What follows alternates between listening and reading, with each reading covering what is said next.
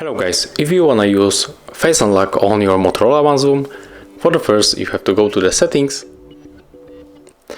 Now you have to click on the security and location. Click on the screen lock. And now we have to choose one of the following screen locks. So in my case it will be pattern.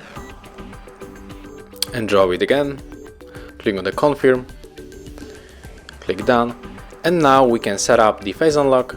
So click on it, click setup, next, and now we have to input our pattern.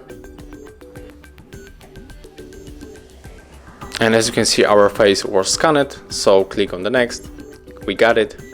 And now when we lock our screen and click again, here is unlocked. So this is how it looks on this device. Thank you for watching, leave likes, subscriptions and of course comments below. See ya!